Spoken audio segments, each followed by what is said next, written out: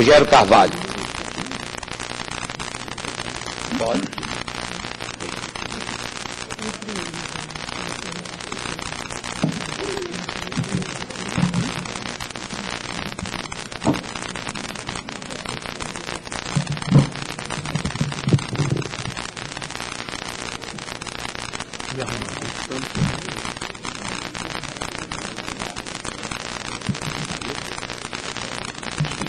Boa tarde a todos e a todas. Quero cumprimentar os membros da mesa, começar pelo doutor Assísio Peronte, o deputado federal, presidente da Frente Parlamentar, Enio Servilha, secretário executivo do Conselho Nacional de Secretarias e Secretários Municipais de Saúde, doutora Beatriz Dobache, presidente do Conselho Nacional de Secretários Estaduais de Saúde, nossa companheira de comissão e deputada Célia Rocha, vice-presidente da comissão, representante do Ministério da Saúde, companheiro, eu aqui representando o ministro e o secretário de Gestão Participativa do Ministério, Dorico, Eleutério, representando os usuários e o Conselho Nacional de Saúde, e o nosso grande Facchini, representando aqui a Abrasco e a saúde coletiva do Brasil. Além de outras representações que estão aqui no plenário, como a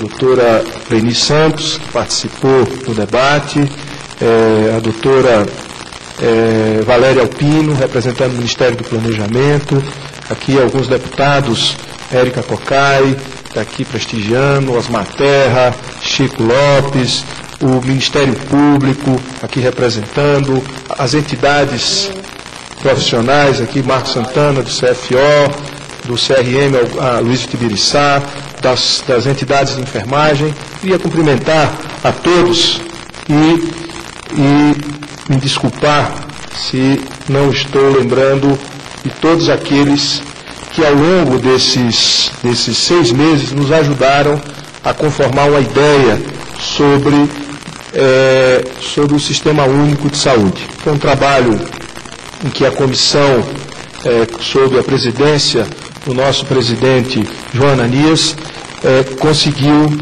fazer, que foi, através de reuniões de trabalho, ouvir e debater com os vários segmentos, vários temas relacionados à organização, funcionamento, financiamento do Sistema Único de Saúde. Então, queria passar o próximo, por favor. Nós batizamos de reforma sanitária, mas na verdade uma reforma da reforma ou ajustes no Sistema Único de Saúde. O nome ainda está em aberto, é só uma sugestão, né? E a gente propôs uma divisão inicial.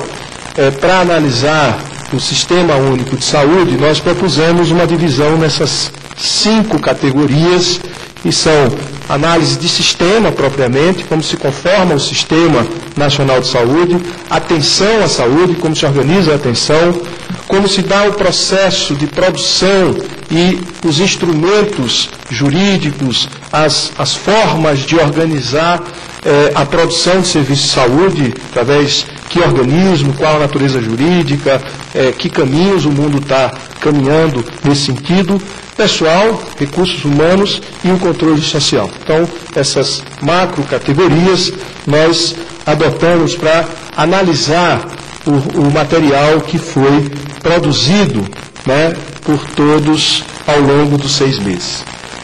Antes de passar para o próximo, eu queria dizer que nesses 23 anos de Constituição e nesses 25 anos de universalização da saúde no Brasil, porque todos lembram do SUDES, que foi a primeira tentativa de universalização, todos nós sabemos da importância que tem na nossa história o Instituto Nacional de Assistência e Previdência Social, né, como a base que foi tomada pelo SUDES para criar a base de serviços no país inteiro. Então, nós tivemos como uma herança que foi, a partir dali, que se montou as redes estaduais e depois as redes municipais. E todos nós sabemos a luta que foi trazer o INAMPS para dentro do Ministério da Saúde e depois separar o INAMPS, transformar o INAMPS em secretarias estaduais e secretarias municipais de saúde, uma vez que o INAMPS concentrava, ou a estrutura do INAMPS concentrava a inteligência que se configurava como Sistema Nacional de Saúde, que era restritivo, não era universal, mas que era a grande célula de sistema de saúde brasileiro, o antigo INAMPS. E todos sabem a luta que foi e a batalha que foi os anos que precederam a Lei 8.080 e a 8.142, onde todo o processo de debate e toda a mobilização foi em torno da descentralização. Então, dos três princípios constitucionais, o da universalização, da integralidade e o da descentralização, o da descentralização ganhou centralidade nos primeiros 10 anos e até, eu diria, nas 2 décadas, ele foi o princípio mais discutido, mais operado, em função da necessidade de se conformar uma estrutura sistêmica onde a responsabilidade pela produção de ações e serviços de saúde deveria passar às mãos dos entes federados, que é uma outra inovação da Constituição de 88. Todos sabem que o Brasil ganha uma estrutura federativa a partir de 88 com 3 entes federados e isso tem que, de certa maneira, a Constituição estabelecer que o SUS é um sistema descentralizado e tendo como herança o INAMPS, que era centralizado, era preciso transferir parte dessa capacidade operacional para secretarias estaduais, secretarias municipais e assim conformar ou iniciar a conformação do Sistema Único de Saúde. Ficando, portanto, 2 grandes princípios à margem do debate e do foco das políticas de governo, a universalização e a integralidade. Portanto, nosso trabalho focou na identificação dessa deficiência histórica ou mesmo operacional da construção do SUS no campo da universalização e da integralidade. E aí, aqui a gente busca fazer um conceito que é uma leitura, uma releitura do que acabou acontecendo, para a gente entender o Sistema Único de Saúde depois de 23 anos, ou melhor, 25 anos desde o SUDES, porque não começou em 90, não começou em 88, começou antes de 86, mas em 86 tem um marco firme, forte, que foi a criação do SUDES, que é o início da extensão do acesso a todos os brasileiros. Então, nesse período em que a descentralização foi marcadamente o princípio mais debatido, onde nós mais evoluímos, e se fizermos uma comparação, nós tivemos um cuidado, a nossa comissão visitou sistemas estaduais, visitamos o Ceará, visitamos Sergipe e visitamos 4 sistemas de saúde fora do Brasil. Visitamos a Espanha, a Inglaterra, a França e Cuba.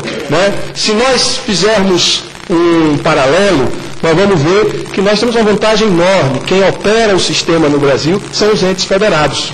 Os outros países, apesar deles não serem uma república federativa, a união de vários entes federados, mas tem a presença da municipalidade, tem o governo central e em alguns países tem comunidade autônoma. A Espanha parece um pouco mais com a gente, mas a França e a Inglaterra, por exemplo, não tem papel praticamente nenhum às municipalidades, como numa visita, o João Ananias também visitou fora do trabalho da comissão, eu também o Canadá, e também não há um papel muito relevante da municipalidade, e no Brasil, não só a municipalidade, como os entes federados têm um papel gestor, diretivo e responsabilidade sanitária constitucional. Isso é uma inovação, se pensarmos num sistema como o Brasil, e como é uma inovação a nossa estrutura federativa, o nosso federalismo, que é quase único na história da humanidade. Então, para partir para o debate, ou para partir para uma reflexão, nós forjamos ou tentamos costurar um conceito à luz do que se acumulou ao longo desse tempo sobre o Sistema Único de Saúde. Somatório da capacidade produtiva, normativa, tecnológica, gerencial, de gestão, de financiamento e de recursos humanos da União, dos Estados e dos municípios, de ações e serviços individuais e coletivos de promoção, proteção e recuperação da saúde, articulados, contínuos e executados por meio de um planejamento elaborado conjunta e compartilhadamente, com o objetivo de garantir acesso universal e a integralidade da saúde por meio de organização em rede que produz e distribui essas ações e serviços de saúde. A ideia é mostrar que o nosso sistema, ele é o somatório mesmo, porque, como diz a Leni, em vários momentos, em várias interações, Estados, municípios e União são concorrentes na área da saúde, do ponto de vista da legislação, do ponto de vista de criar normas, do ponto de vista gerencial, do ponto de vista de gestão, do ponto de vista da produção. Todos podem fazer. E a própria Constituição e as próprias leis 8.080 e 8.142 trabalham o conceito da complementariedade. Está dentro da lei, está dentro da Constituição a complementariedade. Então, a partir desse conceito, nós, próximo por favor, iniciamos o debate sobre sistema. Então, para definir sistema, e a gente tivemos o cuidado de olhar com que categorias o sistema inglês falava ou explicava o seu sistema. O sistema francês, com que categorias eles falavam do seu sistema. E nós, olhando um pouco da nossa história e olhando o modo como eles explicavam os seus sistemas, ousamos em apresentar algumas categorias e começamos pelos princípios. Eles, além de ser um princípio, é uma categoria que define uma característica desse sistema, a universalidade. Se é universal, mas aqui nós precisamos definir. A universalidade é definir quem tem acesso. Todos, por uma questão de direito. Então, no Brasil, e aqui é importante frisar, é dos poucos países que tem sistema gratuito 100%. Não é assim na França, não é assim na Inglaterra, é assim em Cuba, mas não é assim na maioria dos países. É assim na Espanha, mas não é assim na maioria dos países que têm sistemas financiados pelo setor público. O Brasil é quase filho solteiro dessa construção. O Brasil e mais uns 2 ou 3 sistemas nacionais que têm 100% de gratuidade. 100% de gratuidade, considerando, em alguns casos, que não tem gratuidade na área odontológica. Não tem gratuidade na área odontológica, mas tem gratuidade, por exemplo, o espanhol tem gratuidade em quase tudo, menos com algumas restrições na área odontológica e com algum cofinanciamento quando se trata de alguns tipos de medicamentos. Então, a universalidade aqui é importante trazer como elemento para que a gente possa pensar quem sem saber para quem nós vamos organizar um sistema, fica difícil pensar um sistema. E quem é o usuário do sistema? Bom, todos são cidadãos, mas uma parte dos brasileiros não usa o Sistema Único de Saúde para algumas ações, mas usa para outras. Usa para vigilância, usa para as ações coletivas.